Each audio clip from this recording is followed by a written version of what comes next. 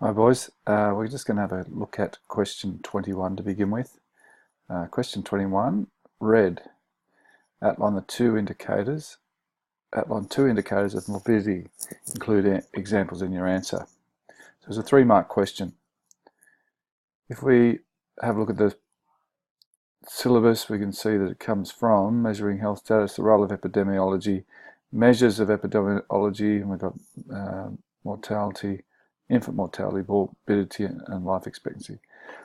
We're looking at morbidity.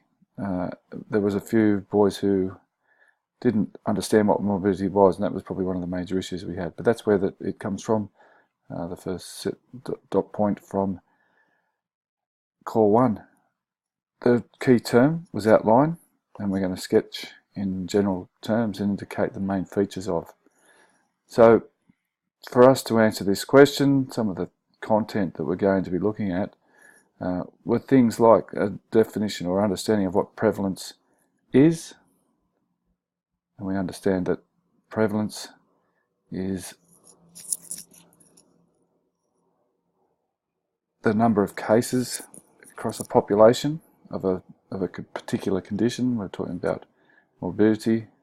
We're also looking at incidence, the number of new cases within a population from within a specified time period. The other things that you could have mentioned, a couple of boys did, were hospital use, so that we could get an understanding of morbidity rates from hospital use. We could also get an understanding from Medicare statistics and health surveys. So that could have been another avenue went, but most of you went down and looked at prevalence and incidence. Here we have a look at a really good response.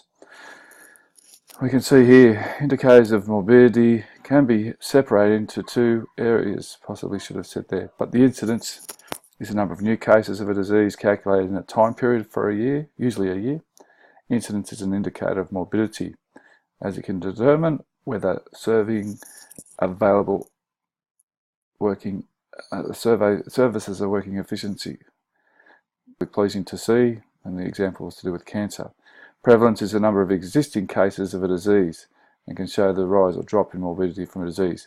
And again, the example to support there, which is well done. The areas of concern, as I said, were boys not having an understanding of what prevalence and incidence were, and there were a few boys who had trouble and mixed up those two terms. That was probably the biggest area there.